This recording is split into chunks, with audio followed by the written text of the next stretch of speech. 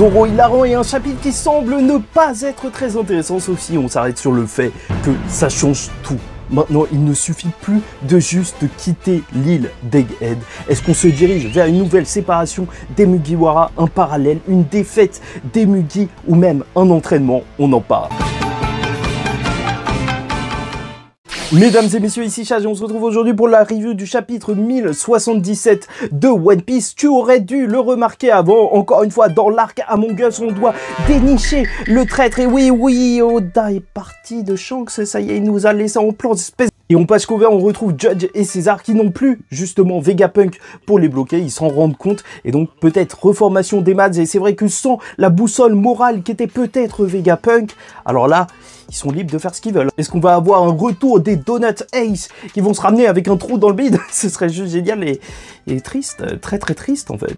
Ouais, c'est nul. Et bref, on garde le passage de Sentomaru pour la fin de la vidéo et pour parler de la possible défaite des Mugiwara lors de cet arc, puisque tout a changé dans le sens où ils devaient juste quitter l'île d'Egghead et maintenant que certains ont été transformés en pierre, il faut sauver les Mugiwara. Mais après, c'est pas la panique partout, puisqu'on retrouve Zoro qui aurait dû remarquer quelque chose avant, puisque leurs attaques ne marchent pas face à ces séraphins. Ils se relèvent à chaque fois, et ça fait plaisir, parce qu'on nous avait dit que les séraphins, c'était les humains les plus forts, et là, on le voit, même quelqu'un niveau Yonko peut avoir des difficultés face à un séraphin. Et surtout, ce qui est drôle, c'est de voir que Luffy est totalement traumatisé par Kaido. Non, là, il voit un mec qui arrête pas de se relever, il fait « Mais qu'est-ce qui se passe? T'es Kaido, quoi ?» Ça veut dire quoi? Maintenant, Luffy, quand il va voir un alcoolo, il va faire « Mais t'es Kaido !» Et donc, Zoro a passé un niveau de racisme supérieur, puisqu'il ne remarque même plus de quelle couleur sont les gens qui sont d'une autre couleur de peau que lui. T'es raciste? Oui. Oui, bien évidemment, il se souvient même pas du nom King. Heureusement qu'il y a chacun pour dire que ouais, en fait, c'était Albert, il est parti dans l'équipage de Kaido, après, c'était un lunarien, blablabla. Et donc, Zoro va expliquer que pour les combattre, il faut attendre que leur flamme s'éteigne. Et là, t'as Rob Lucci qui fait ok, ouais, non, merci de l'info, même si elle arrive un peu en retard. Après, il va faire ouais, c'est vrai que j'aurais peut-être dû le remarquer. Ils avaient les cheveux blancs, la peau noire, des ailes et tout. Et là, tu vois tout le monde qui est en train de se dire, mais qu'est-ce qu'il nous raconte, Zoro? Qu'est-ce qu'il faisait depuis le début? Et cette case est juste géniale, de les voir gueuler sur Zoro comme ça. Et qui aurait pu penser voir le CP0 comme ça face à Zoro en train de rigoler avec Luffy? Ça n'a aucun sens. Et bien sûr, l'autre groupe qui peut probablement gérer, c'est du côté d'Edison et de Nami qui est en train de combattre le séraphin Jinbei qui nageait et a défoncé donc Brook et Edison. Et ce qui se passe, c'est que Nami, malgré toute la haine qu'elle pourrait avoir face aux hommes poissons, lorsqu'elle regarde le séraphin Jinbei, elle ne voit juste qu'un enfant. Et bien sûr, elle aime les enfants, elle préfère ne pas leur faire de balles, mais Zeus, lui, il s'en fout, tu vois, c'est un nuage, c'est son délire. Donc il est électrocute, mais ça ne fait rien. Heureusement, Sanji est là. Encore dans une arrivée badass, mais bon, il est un petit peu dans l'abus, parce que franchement, il fait ouais et tout, c'est la loi du Sanjiland. Il faut pas que vous attaquiez Nami, ça n'a aucun sens. Le mec est fou, mais c'est pour ça qu'on l'aime. Et encore une fois, Oda, grâce au séraphin, tu vois, il peut donner d'autres fruits du démon à certains personnages qu'on connaissait, donner des fruits adaptés, comme Jinbei, et ça, c'est super cool. Mais en plus de ça, il te permet justement de clore certains débats, parce que le débat Jinbei, lorsqu'il était arrivé dans l'équipage face à Sanji, est-ce qu'il allait lui voler la place? Ça y est, là, on peut avoir un combat entre les deux. Bien sûr, c'est super cool qu'Oda, il utilise les séraphins de cette manière. Et je n'arrêterai jamais de le répéter, même si Jinbei, ok, peut être plus fort que Sanji, et encore, c'est un gros débat, dans tous les cas, on s'en fiche. Ce sera toujours Sanji, l'aile du roi des pirates avec Zoro. Quoi qu'il en soit, Jinbei, il a plus ce rôle de conseiller politique pour moi, mais voilà. Donc on a un Sanji qui, en plus, quand il passe en mode combat, semble avoir un sourcil qui change de côté, comme les membres du Germa. Est-ce que c'est son côté Germa qui s'éveille ou c'est juste une erreur d'Oda? Peut-être bien. Petite référence au coup de pied d'Ivankov de la part de Sanji, comme d'habitude. Tout est là. Et du côté de ceux où ça se passe assez mal, et c'est là que ça va être compliqué, on a Lilith qui utilise le pistolet à bulles et qui est en réalité assez efficace dans le sens où les bulles sont faites avec de l'eau de mer et donc réduisent la force de ceux qui ont ingéré des fruits du démon et même ceux qui utilisent le sang vert comme le S-Snake. Et bon, ils vont essayer de s'en sortir avec même Franky qui va l'écraser avec une bulle, sauf que ça ne marchera pas.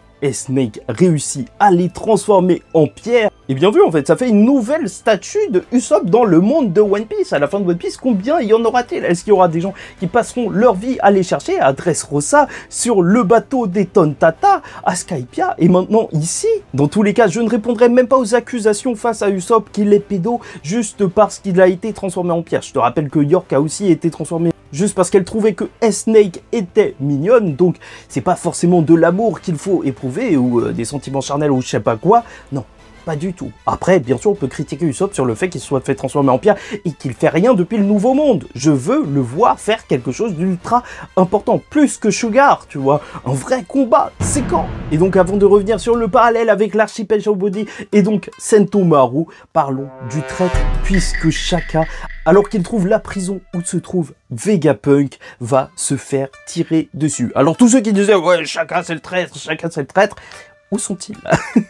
Non, en vrai, c'est vrai qu'il reste encore la possibilité que, je sais pas, ce soit juste un Shaka et qu'il y en ait deux, la théorie des Daft Punk, comme vous l'avez peut-être entendu, mais moi, je reste à 100% sûr, non, 99, allez, que c'est Edison le traître et qu'il a fait semblant. Peut-être qu'il a transféré une partie de sa confiance.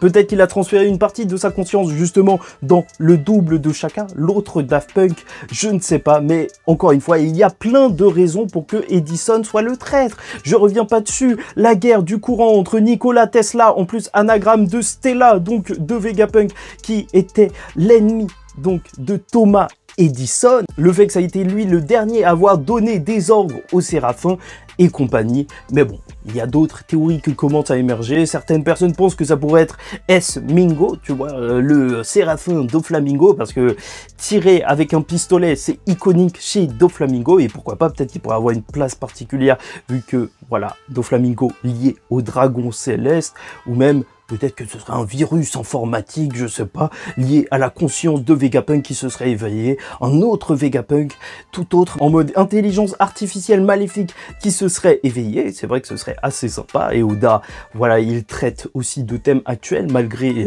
que One Piece, ça se passe pas du tout dans notre présent. Mais bon, je reste sur cette idée de Edison. N'hésitez pas à liker ou disliker la vidéo, commenter, donner votre avis en commentaire et vous abonner si vous n'êtes pas encore abonné alors qu'on suit la saga finale de One Piece. Non mais quelle honte! Qu'attendez-vous? Alors voilà, on y est. Sentomaru et le parallèle avec l'archipel Sabaody. Bon, bien évidemment, il est assez clair avec Kuma qui est lié à tout ça, Vegapunk qui est là, les marines qui vont arriver et les Mugiwara tous réunis et qui commencent en plus à perdre. Mais c'est encore plus fort qu'on voit le début de ce chapitre avec un Sentomaru qui annonce que quelque chose de terrible va arriver. Alors que même le narrateur l'avait dit, ça va péter!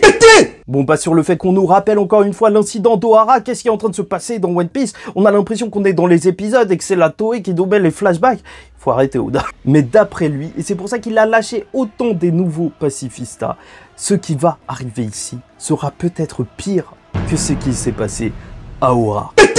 Est-ce que Vegapunk va mourir? Personne ne le sait. En même temps, il a tellement de corps que, en vrai, ce serait pas réellement un problème. Est-ce que un Vegapunk va survivre? Ce serait plutôt ça la question au final, avec Shaka qui est tombé lors de ce chapitre. Mais personnellement, je trouve ça très fort de la part d'Oda. Parce qu'après la fin de Kaido, de la créature la plus forte du monde de One Piece qui a été battue par Luffy, alors on pouvait se dire que les ennemis ne seraient peut-être pas à la hauteur. Peut-être qu'il faudrait directement partir sur la fin de l'histoire. Et peut-être qu'il n'y aurait plus de tension. Et non, Oda, dès le nouvel arc après Wano, te met dans une situation hyper tendue. De la même manière que quand Naruto a battu Pain, on pouvait se dire qu'on s'ennuierait. Non, pas du tout. Sasuke a fait le terroriste. Et donc là, ici, on a les Mugiwara qui vont peut-être subir une défaite. Certains imaginent déjà une séparation de l'équipage, et pourquoi pas depuis le Nouveau Monde. L'équipage a été rarement réuni